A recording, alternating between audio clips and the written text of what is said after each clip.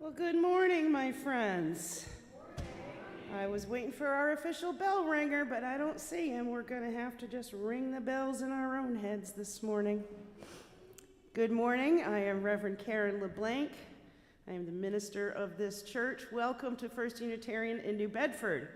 We are a beloved community of people who believe that everyone is worthy of respect, that science is real, that the democratic process is a sacred thing, and that the light and energy we share and put out makes a difference in this world.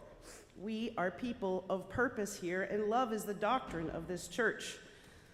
So if what you hear today resonates with you, we hope you'll consider becoming part of this way cool family of seekers and keepers of this very long dream.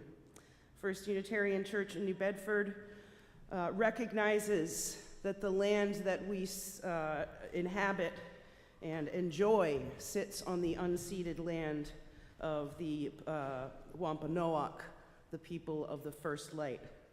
And we actively commit ourselves here to the process of working to dismantle the legacy of colonialism and oppression in of our country's native people and all who have been marginalized. Happy Pride! Yay, we've got a great guest speaker today, Sherman Curran. They will be talking to us shortly. First, I wanted to also remind you that Pride Fairhaven is happening today. It's actually started already. It started at 11 o'clock, but most of us will be going right over to Fairhaven to help them celebrate their Pride over there down right in front of Town Hall. So our chalice lighting today. Let's see. Mari, would you light the chalice since our chancellor is not here today? Brody? Thank you. We light our chalice today for Pride Month and for Brenda Howard, who said, "The next time someone asks you why LGBT pride marches exist or why Gay Pride Month is June, tell them a bisexual woman named Brenda Howard thought it should be so." Brenda Howard is known as the Mother of Pride. She was instrumental in organizing the first ever Pride marches, events that have become a vital part of this fight for acceptance. She was one of the few activists to focus on rights for those who identify as bisexual or polyamorous, two groups that are often underrepresented in our LGBTQIA+ activism and conversations. Our opening words this morning are from Sharon Wiley, used by permission. This is called Wholeness. We speak so often of brokenness in religious life. Let us speak today of wholeness. You are welcome here, all of you. Every part of you beautiful, just the way you are. Here you do not need to be something more or something less. No holding back, no hiding. No exerting yourself, no trying to do more or trying to be more. You have inherent worth and dignity. Nothing to prove here. Nothing to prove to me or to the person sitting next to you or to the children or to anyone.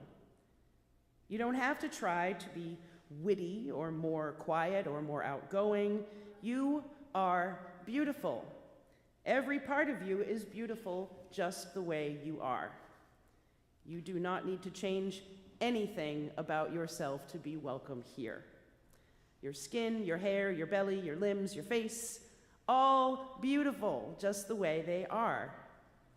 You are extraordinary, each and every one of you, different from each and beautiful in your own beautiful way. You are breathtaking. So let us worship together.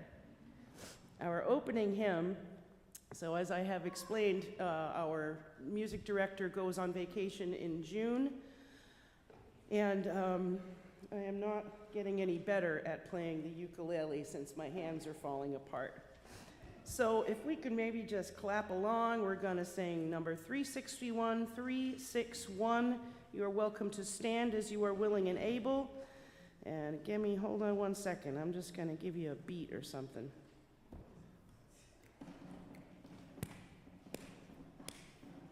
Enter, rejoice, and come in. Enter, rejoice, and come in. Today will be a joyful day. Enter, rejoice, and come in. Open your ears to the song. Open your ears to the song. Today will be a joyful day. Enter, rejoice, and come in. Open your hearts, everyone. Open your hearts, everyone. Today will be a joyful day. Enter, rejoice, and come in. Don't be afraid of some change. Don't be afraid of some change. Today will be a joyful day. Enter, rejoice, and come in. One more. Enter, rejoice, and come in.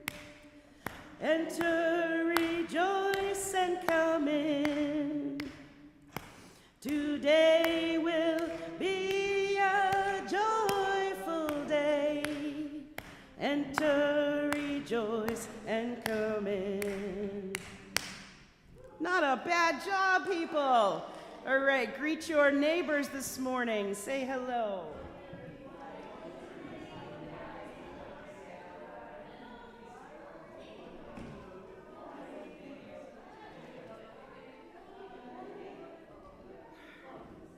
If you will remain standing, please, and we are going to recite our covenant together, which is printed in your order of service. We come together as a religious community, upholding freedom of conscience, right relationship, and the inherent worth of all people.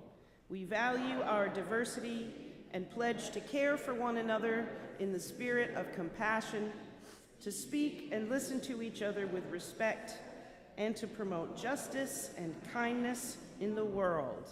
Now we've got Mari Faye Martin going to tell us a story for all ages, and it's a New Bedford story, my favorite kind.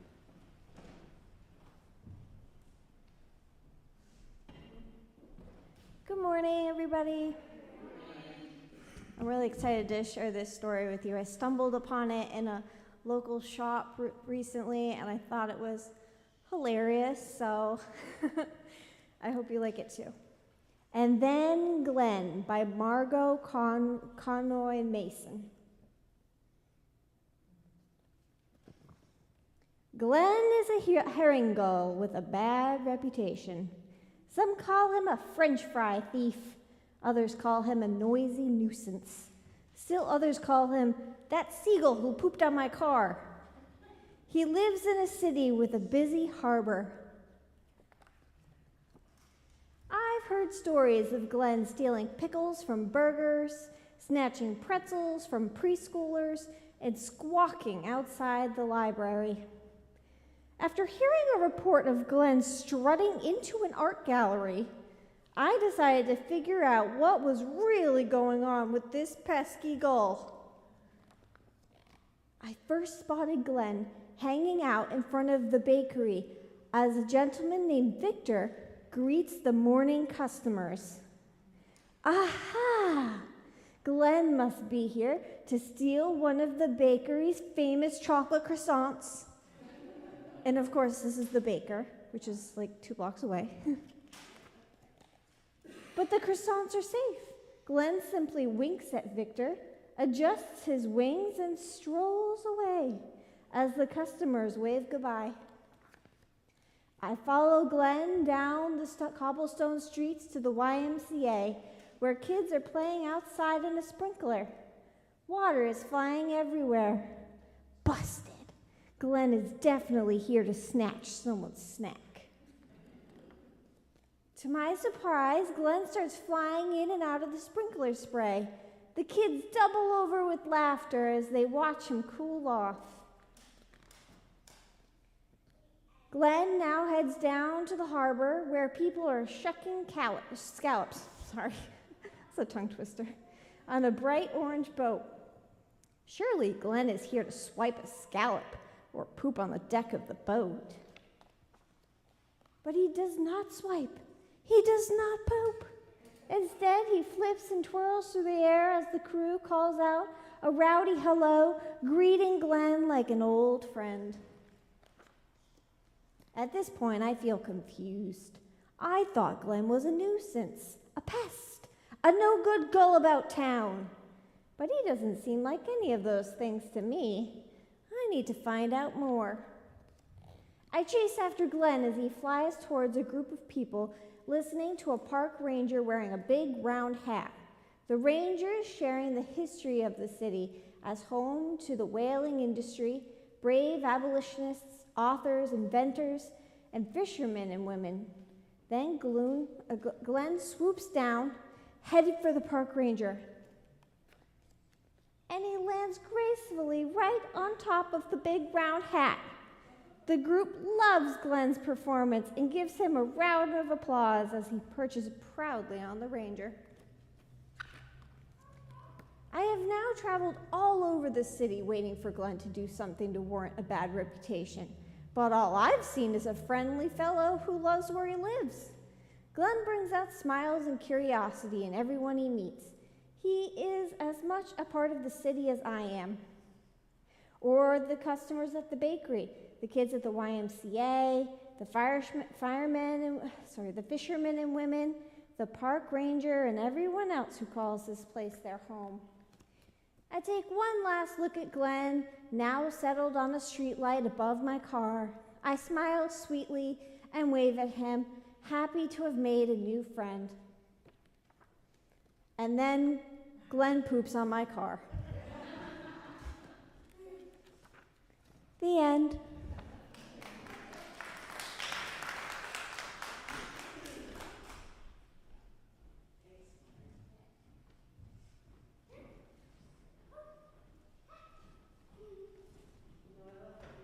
A story for all ages, because as adults, we don't, unless we have kids or grandkids, we don't often go and read kids' books.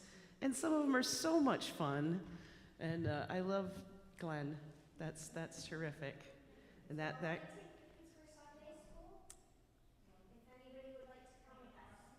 Riley, Alec, you want to go to Sunday school there, kid in the back?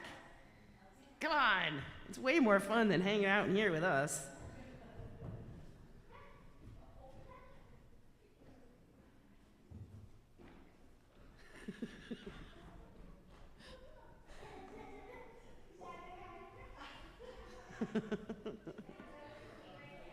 All right. Now is the time in our service where we share with each other our joys, our sorrows, our concerns.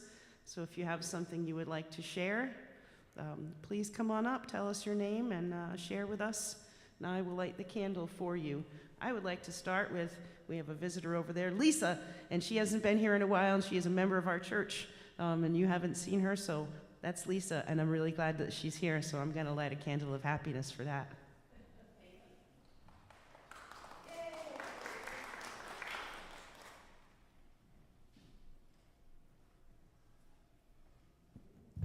I'm Eileen, and we're coming up on the end of the church year, and I just wanted to say how grateful I am for this church and all the members here, and for Curran. It's just a heartwarming place, and I always feel so good after I go home on Sunday.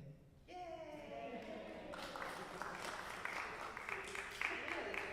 We got a good thing going over here, people, I have to say.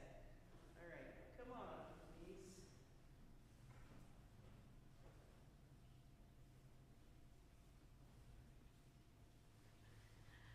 Hi, my name is Louise. I'm so happy to be here. That's a joy. The sorrow is we have to take summer vacation. But that's okay. Thank you all. I couldn't be happier being a member here. And you have to know there will be some summer coverage so that nobody will be alone in the summertime.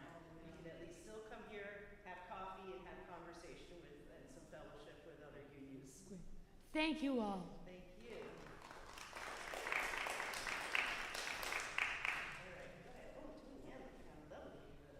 Yeah, well, thanks to Shashmita because she gave me all of these kurtas. She was in Canada and she found a bunch of them and they fit beautifully. She even like sewed them up and tailored the, inner seam to really custom fit my shape. So huge thanks to her. So I just really wanted to wear it and help celebrate her culture and stuff. But I would also like to say that yesterday I was at Boston Pride and what was really cool about it, I could talk all day about the festivities and the actual events that were there, but I think the big takeaway was I only ever had this feeling one other time, and it was when I went to visit Shanghai for the first time, 5 years ago. And I remember going off the plane, and after spending my whole life, raised in America, but also being one of the few Asian people in the room, I land in Shanghai, get out of the airport, and I'm surrounded by other Chinese people. And I think, yeah, I'm with my people, right? I got the same feeling yesterday at Boston Pride, thinking, oh man, I am with the gays. This is my place. Thousands of gay people, just all in one conglomerate. I was like, yes. Again, this is the only other time I felt it. So it just is a great feeling. That feeling of belonging and community.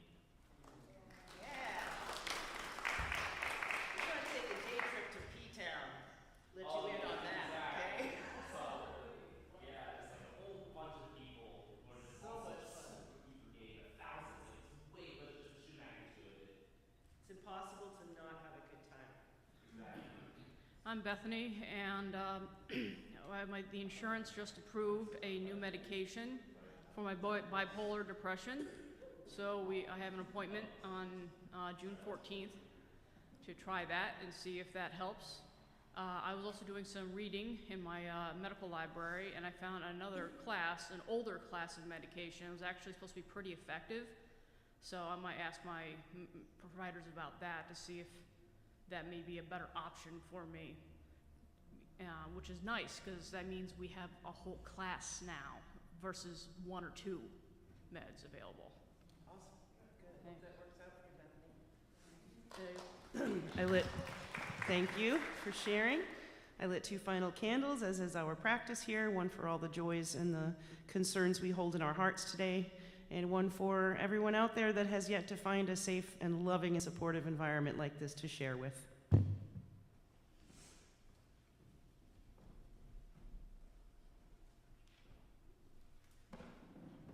Okay, now we have a responsive reading, and it is printed in your order of service. It's called Proud by Amanda Udis Kessler. I will read the one if you will read the many. Today, Pride Day, we affirm with joy that we are proud.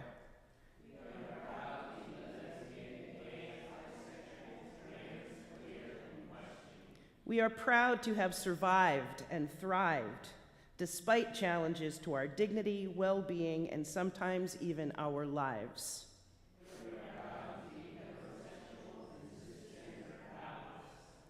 We are proud to live and work in solidarity with our LGBTQIA+ friends and family. We and those we love have been judged, mistreated, assaulted. We and those we love have been stereotyped and have faced discrimination. We have seen those we love beaten to death and gunned down. We are together and we are proud. And together we build beloved community. Watch as it grows among us even now. Okay. Let us enter now into the state of prayer and meditation. This is called Everybody's In by Lori Walk. Gracious God, is it the glitter? Some people think it's the glitter that makes the Pride Parade like heaven.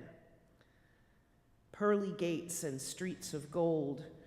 Surely heaven has as much glitter as a Pride Parade. There's definitely enough glitter there to make a person believe that the Pride Parade is like heaven. Some people, of course, do not think the Pride Parade is like heaven. After all, who would let all these people in? Surely there's some kind of form to fill out. One must be given clearance, at least abide by the dress code. So what is the dress code for heaven? What documentation is required? Of course, this is the strongest argument that the kingdom of heaven is like a pride parade, because all are welcome. We don't get to decide who is in and who is out. Everybody's in, everybody's in, everybody. Or maybe it's that the kingdom of heaven is like the pride parade because it is a protest against bigotry, against hate, against fear, a protest against being someone you aren't, against the idea that only some of us are worthy, a protest against anything that does not lift up love. That's quite the parable, isn't it? The kingdom of heaven is like a pride parade, where all are welcome and love wins. We'll know it by the glitter and the love. Thanks be to God. Amen. We'll take a short moment of silence.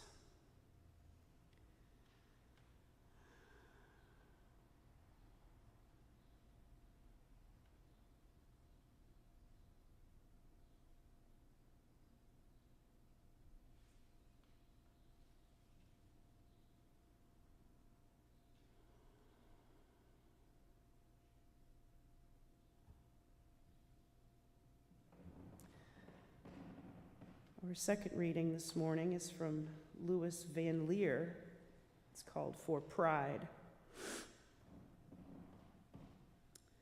They will march, walk, wheel, dance, shimmy, and shake, block upon block of undulating color, flesh, banners, signs, clothing or lack thereof. Hands raised, hands linked apart together, singing, shouting, chanting, silent, joyous, tearful, nervous, afraid, proud, defiant, angry, happy, delirious, tentative, ecstatic, courageous, brave, free. The stereotype, the unrecognizable, the flamboyant, the ordinary, the parent, the child, the runaway, the lost, the lonely, the found. Gay, lesbian, bisexual, trans, queer, intersect, questioning, allies, those who taunt and jeer, their banners of hate 10 feet tall. God made Adam and Eve, not Adam and Steve. Burn in hell. Other slogans, straight but not narrow. I love my gay child. Standing on the side of love. One day a year, 1 out of 365. Mardi Gras out of season.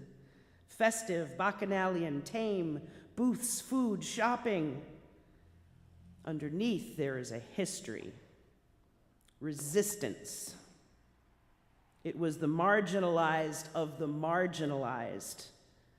Drag queens, transvestites, the butch and the femme, who unlike Rosa Parks did not sit down, but in their tired rage stood up, rose up, fought back, holding the police captive in the bars they had come to raid. Their weapons their oppression, their hands, beer bottles. Stonewall, 6 days of riots in New York, June 1969. A year later, a march in Philadelphia, New York, Chicago, LA, San Francisco. And now any weekend in June, anywhere around the world, Pride. Why do we march? For those who are not able, for those who have been murdered, for those who are ravaged by disease, for those who are still beaten, still taunted, still harassed, still victims, still targets. Why do we march? Because some truths ain't self-evident, because all men ain't protected equal. And we love a good party.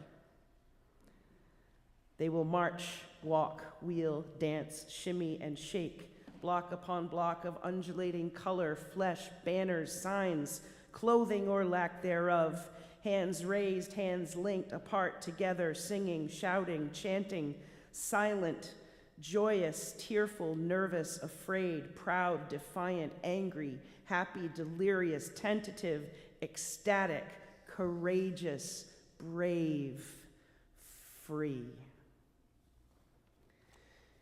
And now, my friends, I am going to ask for your kind donations toward the many good works of this church, and I will play us a song. You all know this song. Go ahead and sing along if you'd like to.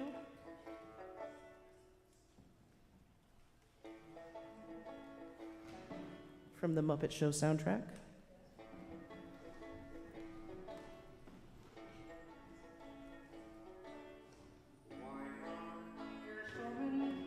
Songs about rainbows, and what song the other side. Rainbows are visions, but only illusions, and rainbows have nothing to hide. So we've been told, and some choose to believe it. I know I'll wait and see. Someday we'll find it, the rainbow connection, the lovers, the dreamers, and me.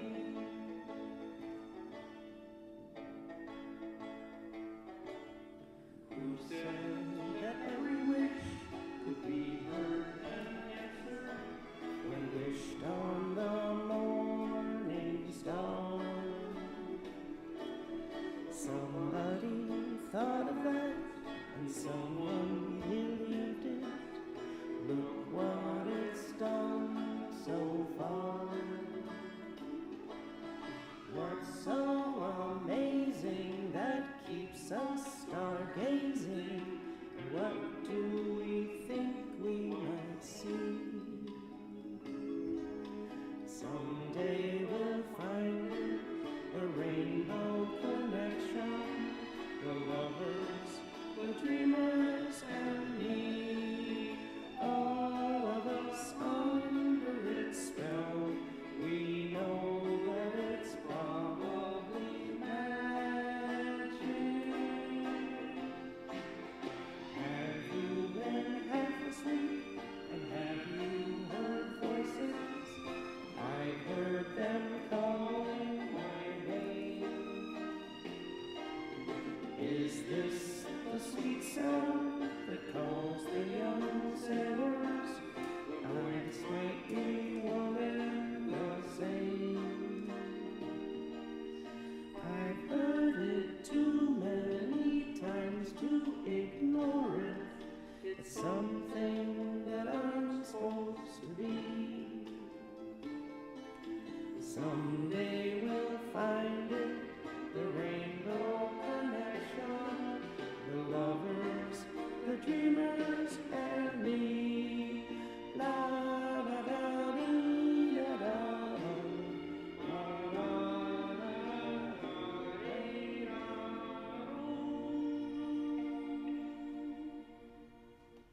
Thank you, Kermit.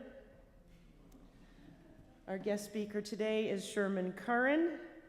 They are a non-binary performance artist and activist who grew up in the Presbyterian Church.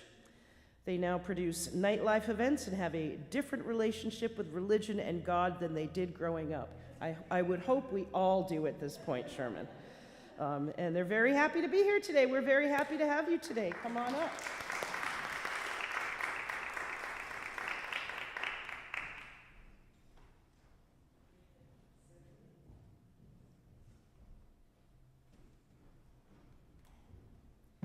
Hi, good morning.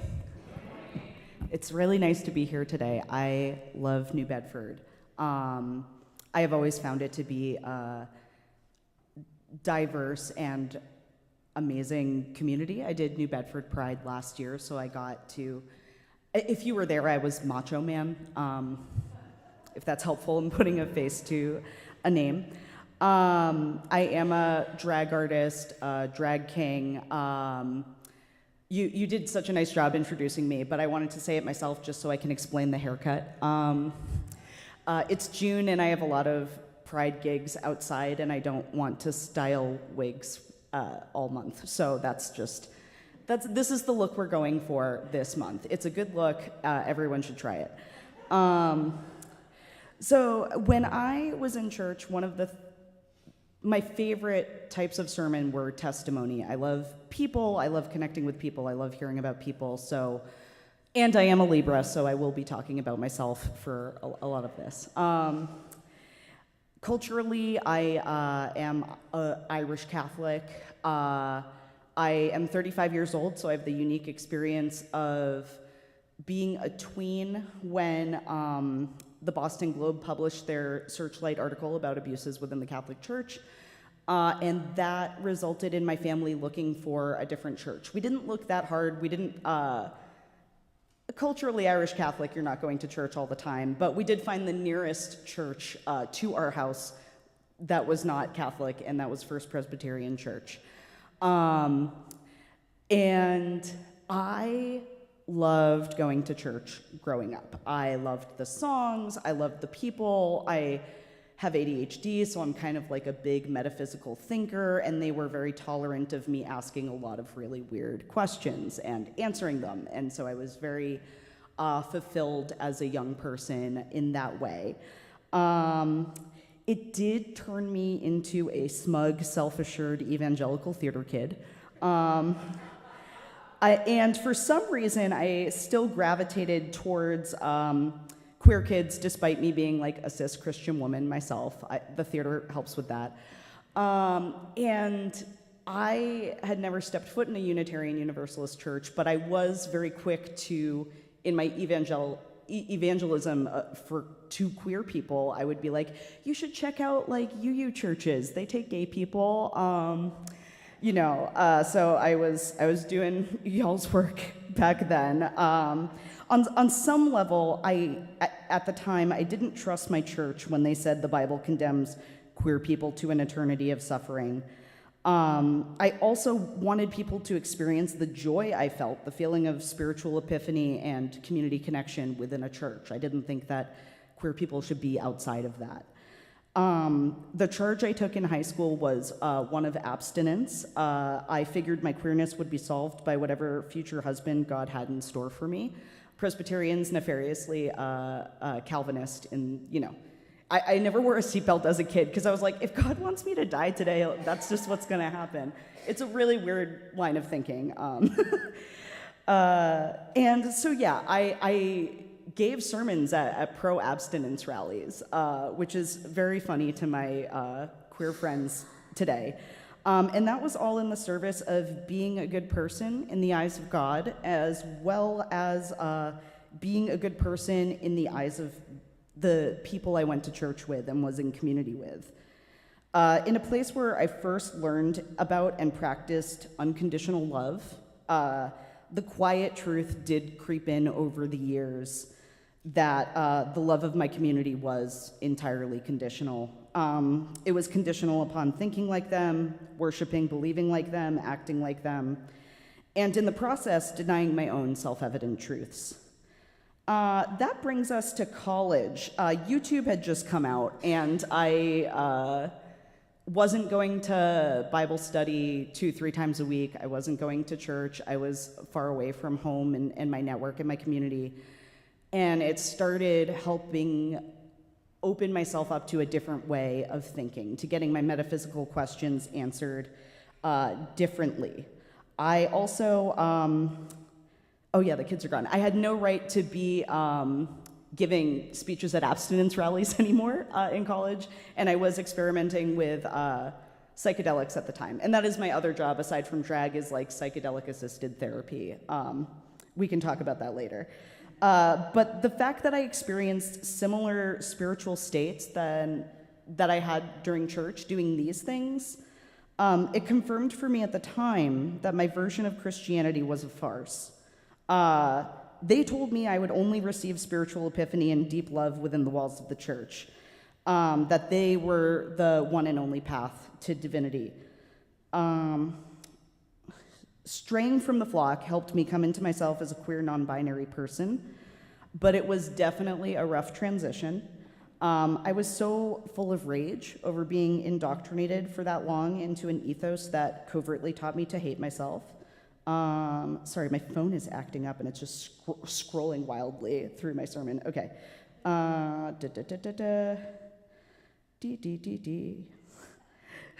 Hold, please.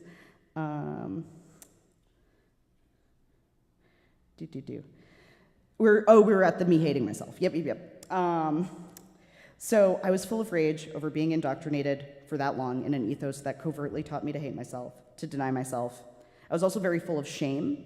I knew that if I kept returning to my old church as the person I was becoming, I would watch the community that meant so much to me turn their back on me, or worse, try to save me from myself. So I did stop going altogether. And as a devoutly religious young person that got a lot of meaning out of that, breaking up with God was pretty hard. What was just as hard was severing myself from the community where I first learned that love could be a verb. So yeah, college was a dark, messy time. I'm not saying anything groundbreaking or original here. Like, college is just a weird time for everybody. I went to Bridgewater State, pretty close to here. After college, my new life brought me to the city, and I got a job at a queer coffee shop in Somerville, where I stayed for 5 years. This is where I started to find community again and return to the practice of caring for people, which is pretty hardwired into me as a person at this point.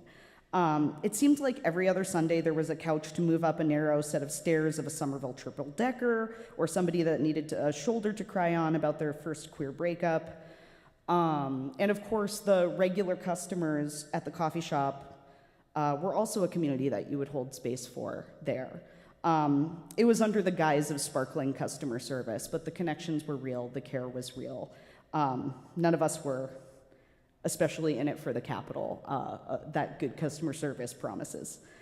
Some of the relationships at that time that were the most precious to me were my trans coworkers who were also raised in the church. We would put on contemporary Christian worship songs at 5:30 in the morning while we were opening the coffee shop and no one else was in there. And we would belt the lyrics that no longer had as much of a stronghold over us. But were still very fun to sing. It's hard to explain the vibe of trans-informed, post-evangelical, ironic worship sing-alongs, but it was the beginning of my healing process. People that are into nervous system regulation, it should come as no surprise that the act of singing familiar songs was healing.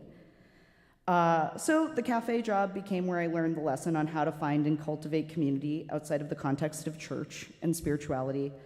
My next job was working at a flotation therapy center for 7 years, which, if you haven't heard of float tanks before, I'm going to briefly explain.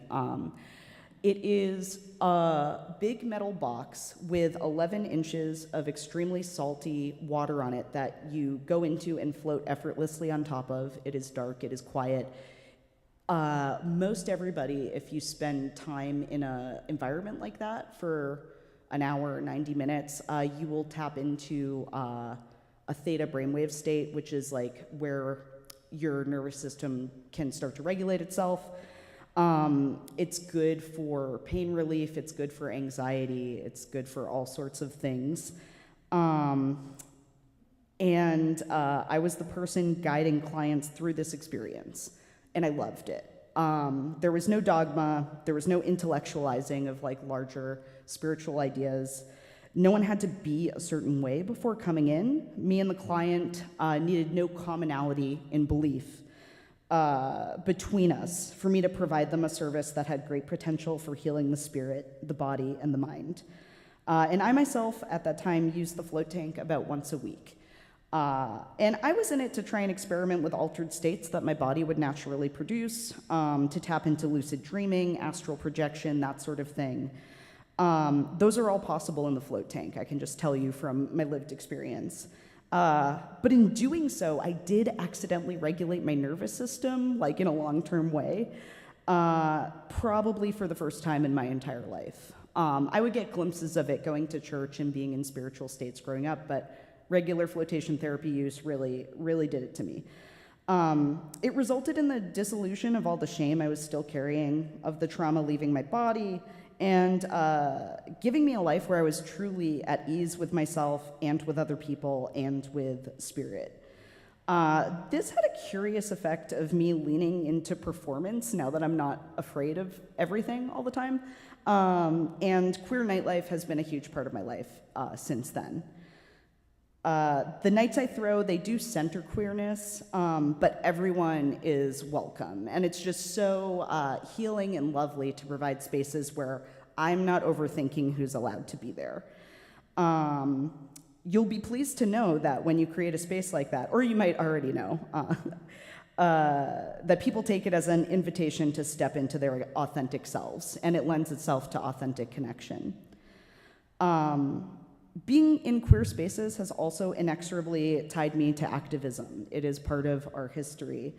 The immediate work of local queer activists takes the form of making sure our most vulnerable community members have their basic needs met, that they have a place to stay, that they have food, that they have connection with other people. I've been the beneficiary of community care in queer spaces. I've also been the benefactor. And that is just how it works. We all just take turns taking care of each other. We, the queer people as a population, are statistically so much more likely to face financial hardship, medical hardship, and abandonment from our biological families, which is why the work is abundant and self-evidently important in my space.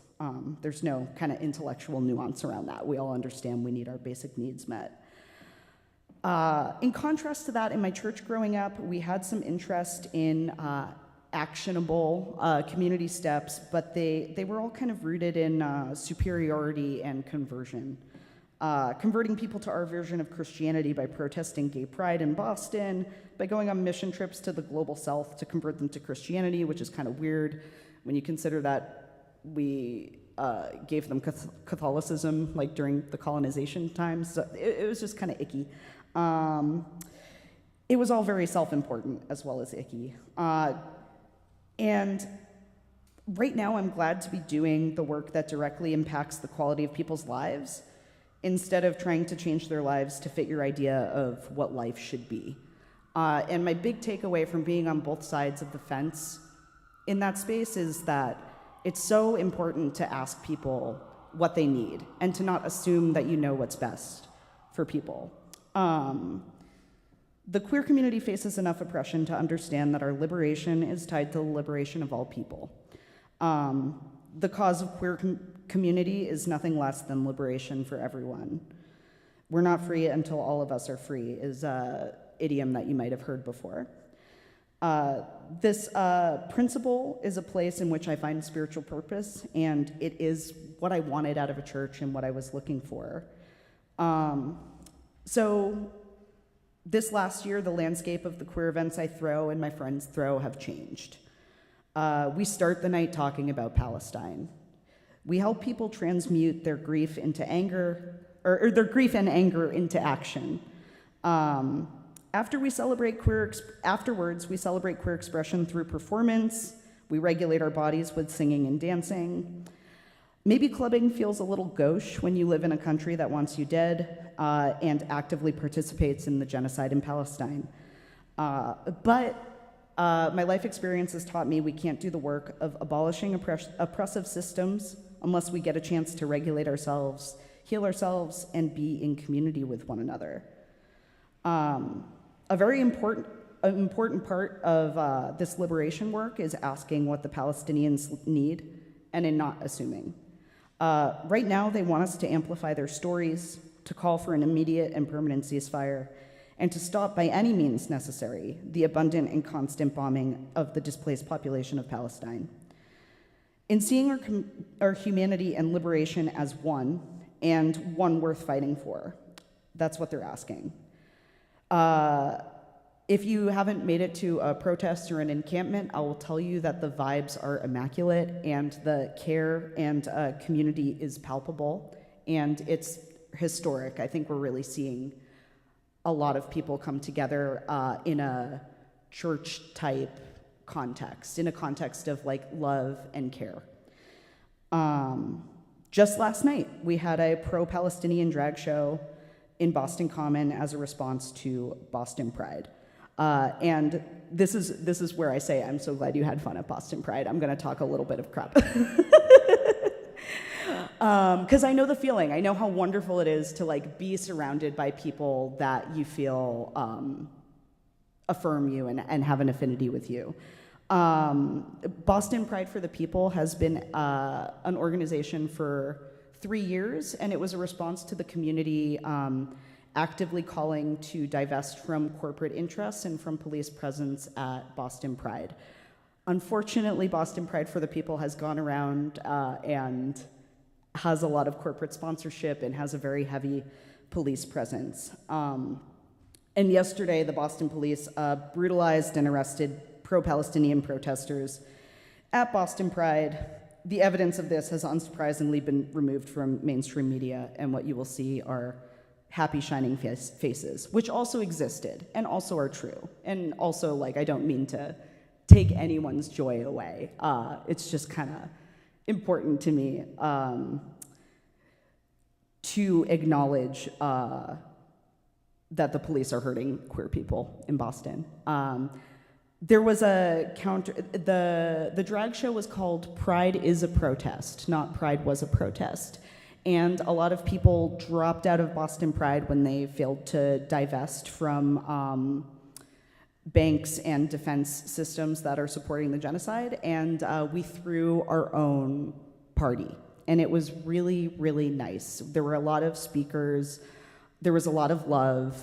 There was a lot of community taking care of each other. We didn't have the corporate institutional protection of Boston Pride for the People, and as a result, all the people that wanted to protest queer people showed up and tried to be mean to us, for lack of a better word. And we had to de-escalate and keep each other safe without the cops, and that is just how my community has to do it, is in the absence of police presence.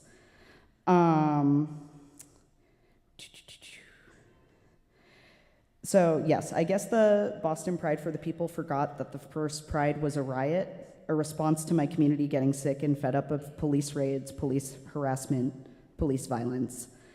A friend who was at the site of the arrests yesterday watched as the police kicked a keffiyeh, a Palestinian scarf, down a city drain, which tells you everything you need to know. But the counter-protest was so loving and authentic and truly a holy sight. And the thread of my sermon, my testimony today, is the places in which I have found holiness and spirituality and community. So I want to give you one little blurb and dovetail into an experience I had 2 winters ago. In doing my nightlife events, I've become friends with a man named Leo. I don't think he would be upset for me to tell you he's a trans man and a classically trained opera singer. And it's very brave if you've spent your whole life learning and training opera, and then you go ahead and take testosterone, and your trans identity becomes more important than the thing you've been working for your whole life. So that's one of the ways I love Leo. We always are talking about Christianity and spirituality. He is the music director at St. Paul's Cathedral on Tremont Street in Boston, and he invited me to one of his Christmas music services. And I love my friend, so even though church makes me feel a lot of feelings being inside of it, I went, and I sang the songs. I'm getting a little choked up. I was like, church does this to me. So we were all together as a congregation singing the songs that were familiar to me, the 19th century hymns, which I love. I'm such a nerd about them. And hearing them sung and directed by a trans voice and my trans friend was so important. Like, I just started weeping, and the takeaway I had that day was that I didn't need to think that my experience in the church as a child was entirely a farce. I could feel like the love of God in that moment, and it was as real as it was to me as a child. And it was just like the institution that kept me from that. And that's why I'm so happy to be on a pulpit with a weird haircut talking about my weird life to all of you, because I do think trans visibility and inclusion, and even trans people in leadership roles in the church, is so important, because it's a well-trodden path to divinity that shouldn't be excluded, or queer people shouldn't be excluded from it. It should be safe for everybody. So yeah, being on both sides of the picket line has taught me greater compassion for more people. My years of atheism, or agnosticism maybe, have removed me from the spiritual bypassing inclination that God will sort it all out in heaven or hell. Maybe those realms are true and true for you, and a lot of times I like thinking about life in those terms of the afterlife, but I don't think that we can guarantee the afterlife to the point where we don't stop caring for people in this life. And I don't know that I would have been so committed to caring for people now in the living earthly plane if I didn't have that separation from the church. Being trans has helped me believe in the power of change, for people to step more into themselves and into their path and to change for the better. And one word that I've brought with me to the queer clubs, especially as the genocide continues, is grace. I spent a lot of time being like, oh, you like the Lord? Name 5 disciples, as a child. And I don't think that intellectual superiority and dogmatic adhesion is going to get people to come around to compassion and to empathy and to appreciating that we're all in this together as a human race. Yeah, so that's basically the sermon. I was going to leave you guys with some actionable steps because I love asking people what they need. I love asking, if you're unfamiliar to the plight of the genocide in Palestine and you'd like some resources, please feel free to talk to me after the sermon.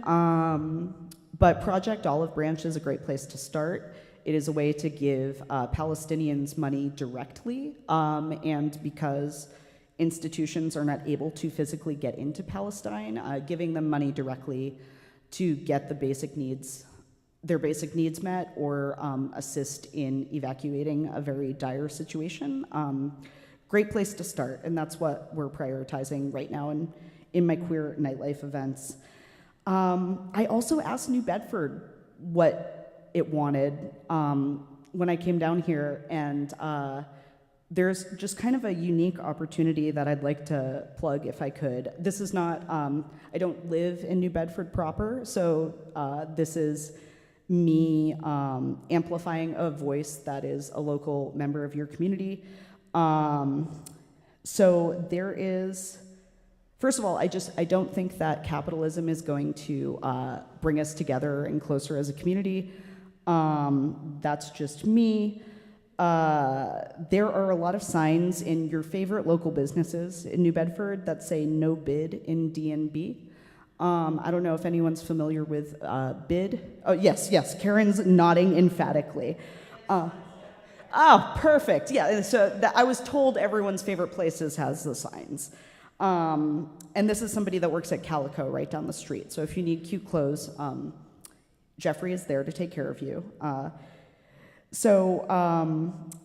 Basically, it is a for-profit organization that has a bid in with the city to have a business improvement district. If this passes, it means that there will be 25 people on a council that get to decide, I think, and this is part of the district, isn't it? Yes. So they get to decide, they tax the landlords and landowners that are within the business, and that tax goes towards bettering the community.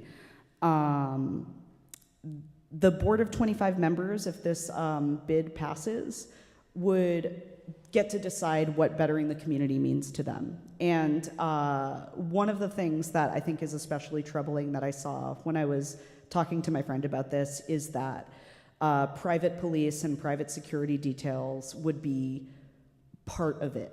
And private police isn't great. I'll just, leave it there. They had a town meeting about this in April. It was advertised in the newspaper, to my knowledge, just one time. It seemed like they maybe didn't want people to go. And that was on April 10th. The community of New Bedford, the people that love that this is a place for all sorts of diverse communities and artists and working class people and non-white people,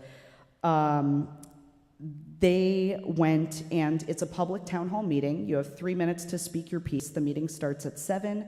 They went all the way until 10 p.m., and there was such a good turnout because of the good activism of the people of this community that they had to delay talking about this topic. And they delayed it until tomorrow. So it just feels very topically relevant.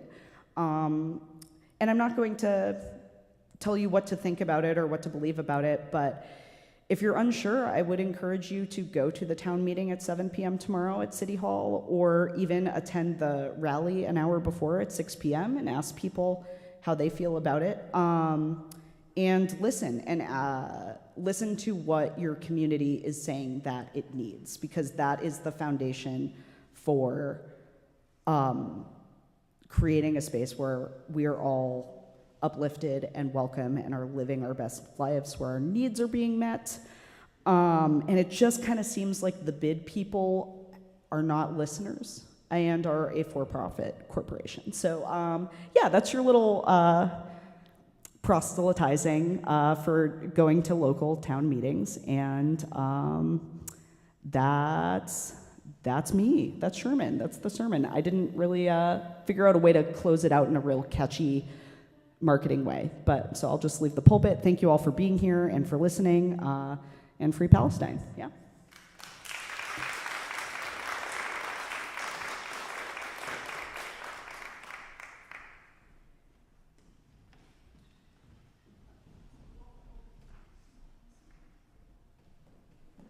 Thank you so much, Sherman. And of course, we will be, Tony Ann and I will both be speaking tomorrow night at that meeting against the Business Improvement District.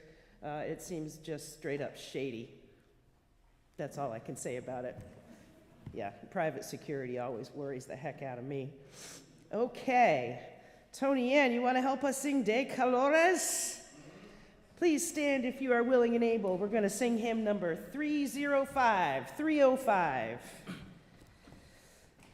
305. Okay, hold on. And we're just going to wing it again, see how it goes. Oh, the colors Yes, the colors we see in the springtime with all of the flowers. All the colors. When the sunshine shines out through the rift in the cloud and it showers. All the colors. As a rainbow appears when a storm cloud is touched by the sun. All the colors about for the world and around and for everyone under the sun. All the colors, yes, the colors of people parading on by with their banners. All the colors, yes, the colors of pennants and streamers and plumes and bandanas. All the colors, yes, the colors of people now tasking their place in the sun. All the colors are bound for the world and around and for everyone under the sun. All the colors, yes, the black and the white and the red and the brown and the yellow. All the colors, yes, the colors of people who smile and shake hands and say hello. All the colors, yes, the colors of people who know that their freedom is won. All the colors are bound for the world and around and for everyone under the sun. All the colors are bound for the whole world around and for everyone under the sun. All right, not bad. Our closing words today are from Harvey Milk. If you are not personally free to be yourself in that most important of all activities, the expression of love, then life itself loses its meaning. Now, my friends, come on over to Fairhaven and join us. We will have coffee hour first, so come on and join us down there. Hold fast. We love you. Stay strong. Live long and prosper. Go in peace. And in case you didn't notice, on the front of our order of service today, it says infinite diversity and infinite combinations. That is another Star Trek reference for all of y'all for you there, so that you can take that one home and put it in your pipe and smoke it. All right, guys, happy Pride. We'll see you downstairs. Go in peace.